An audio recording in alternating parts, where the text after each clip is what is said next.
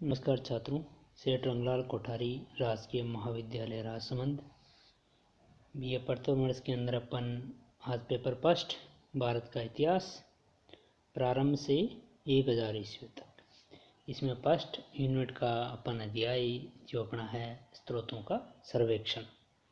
इसमें अपन भारतीय धर्म ग्रंथों के बारे में अध्ययन करेंगे।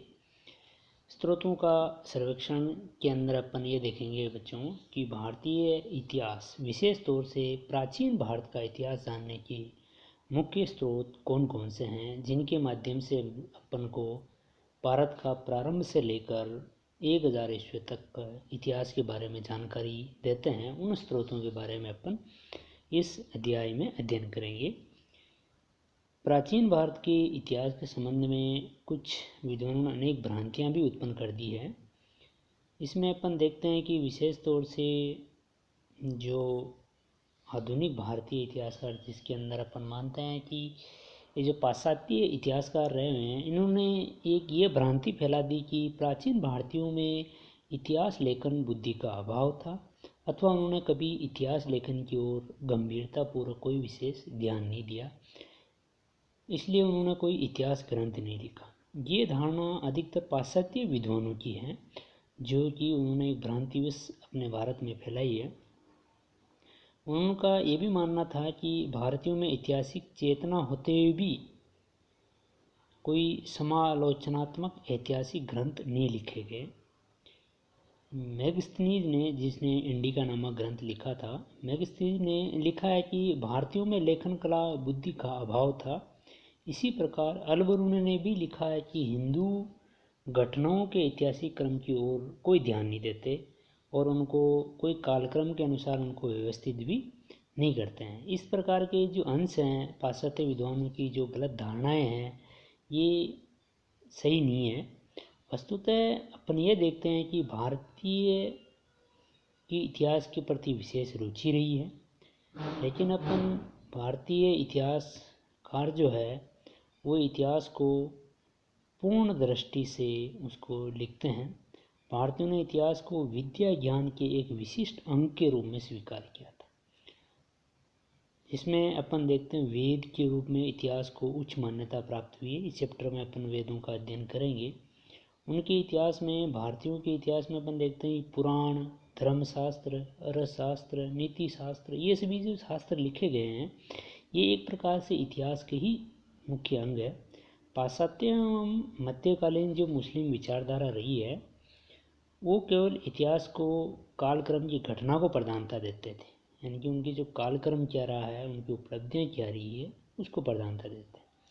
जबकि प्राचीन भारतीयों का जो दृष्टिकोण था वो आध्यात्मिक प्रधान था। अतः जो प्राचीन भारतीय इतिहासकार थे, उन्होंने अपनी आत्मकथाओं और आत्म प्रशस्तियों को अधिक महत्व नहीं दिया, बल्कि मानव धर्म निर्वाह को उन्होंने सर्वप्रिय बताया। यही कारण है कि प्राचीन भारतीय किसी ऐसे इतिहास ग्रंथ की रचना नहीं कर पाए जिसे इतिहास की आधुनिक परिभाषा के आधार पर शुद्ध इतिहास ग्रंथ कहा जा सकता है। परंतु इसका अर्थ अपन ये नहीं मान सकते हैं कि भारतीयों में इतिहास बुद्धि का ही अभाव था या भारतीयों ने कोई इतिहास ग्रंथ ही नहीं लिखा, है ना। भारत के इतिहास प्राचीन ग्रंथों में अपन देखें तो बहुत सारी बहुमूल्य ऐसी ऐतिहासिक सामग्रियाँ भरी पड़ी हैं जो अपने को भारत का इतिहास जानने में सहायक होती हैं। तो अब इस बारे में देखते हैं प्राचीन भारतीय इतिहास के स्रोत, यानी कि ऐसे कौन कौन से सोर्स हैं या स्रोत हैं जिनके बारे में अपन प्राचीन भारतीय इतिहास यानी प्रारंभ से लेकर 1000 ईस्वी तक का भारत का इतिहास अपन जान सकते हैं। उनमें अपन देखते हैं 4 प्रकार के स्रोतों, जो स्रोत हैं इसका इतिहास जानते हैं, उनको अपन 4 भागों में विभाजित करते हैं। पहला है भारतीय धर्म ग्रंथ, दूसरा है ऐतिहासिक एवं समसामयिक ग्रंथ, तीसरा है पुरातत्व संबंधी स्रोत, चौथा है विदेशियों द्वारा प्रस्तुत ग्रंथ। इनके बारे में अपन विस्तार से चर्चा करेंगे।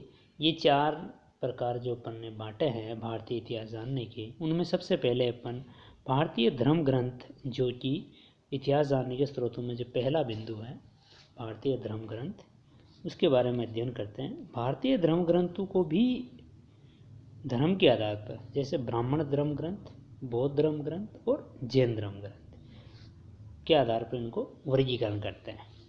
बौद्ध धर्म के अंदर कौन कौन से ग्रंथ लिखे गए और उन ग्रंथों में प्राचीन भारतीय इतिहास की कौन कौन सी जानकारी मिलती है उनका अध्ययन करेंगे।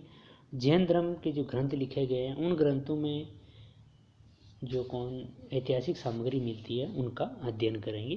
तो सबसे पहले अपन अध्ययन करते हैं ब्राह्मण धर्म ग्रंथ। भारतवर्ष अति प्राचीन काल से ही धर्म प्रधान देश रहा है। मनुष्य के जीवन में सर्वांगीण विकास के लिए धर्म का विशेष महत्व रहा है। इस कारण धर्मों के आधार पर ही अपन बौद्ध धर्म, जैन धर्म, इन ग्रंथों का अध्ययन कर रहे हैं। तो अपन सबसे पहले ब्राह्मण धर्म ग्रंथों में अपन देखते हैं वेद। वेद मुख्यतः 3 प्रकार के हैं, ऋग्वेद, सामवेद और अथर्ववेद। सबसे पहले अपन ये देखते हैं कि वेद जो हैं वो भारतीय धार्मिकता के आधार पर अपने को प्राचीनतम भारत की ऐतिहासिक जानकारी देने में मुख्य सहायक हैं। वेद भारत के सर्वप्राचीन धर्म ग्रंथ हैं जिनके संकलन जो करता है वो महर्षि कृष्ण द्वितीय वेद व्यास को माना जाता है। वेद का शब्द की जो उत्पत्ति हुई है वो विद धातु से हुई है, जिसका अर्थ शाब्दिक अर्थ अपन मानते हैं ज्ञान, यानी कि सुनकर प्राप्त ज्ञान जो सुरक्षित होने के कारण ही इनको श्रुति ग्रंथ भी अपन कह सकते हैं। ऋग्वेद, सामवेद, यजुर्वेद और अथर्ववेद तीनों का अपन अलग अलग अध्ययन करते हैं। सबसे पहले अपन देखते हैं ऋग्वेद। ऋग्वेद जो है विश्व का सबसे प्राचीनतम ग्रंथ है। इसमें छंद चरणों युक्त मंत्र हैं। ऋग्वेद मंत्रों का एक संकलन है जिन्हें यज्ञों के अवसर पर देवताओं की आराधना के लिए होत ऋषियों द्वारा उच्चारित किया जाता है। यानी कि आर्य जो यज्ञ करते थे उन यज्ञ के अवसर पर देवताओं को खुश करने के लिए, यानी स्तुति करने के लिए होत ऋषियों द्वारा उच्चारित किया जाता है। ऋग्वेद के अंदर मुख्यतः 10 मंडल हैं, 128 सूक्त हैं तथा 10,552 इसके अंदर मंत्र हैं। ऋग्वेद का अधिकांश भाग देव स्त्रोतों से भरा हुआ है और इसमें ठोस ऐतिहासिक सामग्री भी मिलती है। इसके ऋग्वेद के अंदर एक बहुत ही अच्छी ऐतिहासिक घटनाओं का उल्लेख मिलता है, जिसमें अपन देखते हैं कि ऋग्वेद के अंदर एक स्थान पर 10 राजाओं के युद्ध का वर्णन इस ऋग्वेद में मिलता है। 10 जिसे 10 राज्य का युद्ध भी कहा जाता है।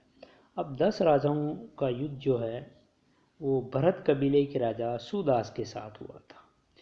ये युद्ध ऋग्वेद में इस तरह की घटना का उल्लेख मिलता है। यह युद्ध आर्यों के 2 प्रमुख जन थे, पुरुजन तथा भरत जन के मध्य ये युद्ध हुआ था। भरत जन जो था उसके नेतृत्व करता सुदास था, जिसके पुरोहित वशिष्ठ थे।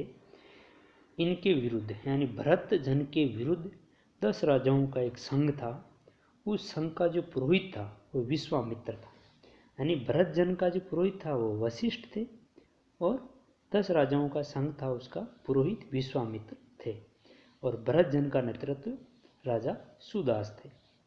सुदास ने रावी नदी के किनारे पर इन 10 राजाओं के संघ को पराजित किया था और वह भारत का चक्रवर्ती राजा बन गया। ये 10 राजाओं के युद्ध की घटना ऋग्वेद में मिलती है।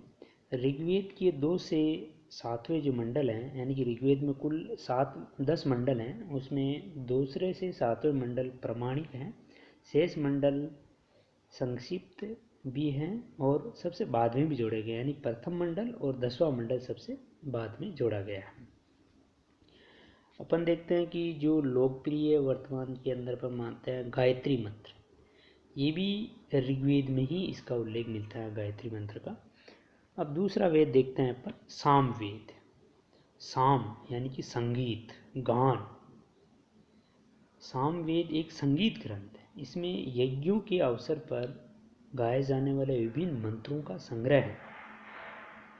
यज्ञ पर करते हैं उनमें जो मंत्र उच्चारण करने वाला जो होता है सामवेद का, उसको उद्गाता कहा जाता है और इन मंत्रों का उपयोग यज्ञ के अवसर पर किया जाता है। सामवेद के मुख्यतः दो भाग है, आर्चिक एवं गान।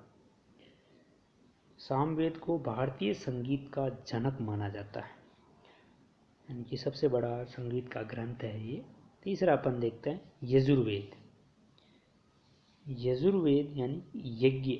यजुर्वेद ग्रंथ में यज्ञों को संपन्न कराने में सहायक मंत्रों का संग्रह है। इन मंत्रों का उच्चारण करने वाला ऋषि जो है वह औत्र ऋषि है। इसमें सर्वप्रथम गद्यात्मक रचनाएं मिलती है। पतंजलि ने यजुर्वेद की 101 शाखाओं की चर्चा की है, किंतु इसमें केवल 5 शाखाओं का ही पता चलता है। प्रथम 4 तो कृष्ण यजुर्वेद की और अंतिम शुक्ल यजुर्वेद की है, यानी कि यजुर्वेद 2 भागों में बटा हुआ है, कृष्ण यजुर्वेद और शुक्ल यजुर्वेद, इसको 2 भागों में बांटा गया है। ये गद्य और पद्य दोनों भागों में लिखे गया है। चौथा अपन देखते हैं अथर्ववेद। तीनों वेदों के बाद में इस अथर्ववेद की रचना की गई है और इसकी रचयिता अथर्वा नामक ऋषि है, उन्हीं के द्वारा अथर्ववेद की रचना की गई है। इस वेद में उस समय का, यानी कि जब अथर्ववेद लिखा गया था उस समय का एक सामाजिक चित्रण मिलता है, जब आर्यों ने भारत के अनार्यों के अनेक धार्मिक विश्वासों को अपना लिया था।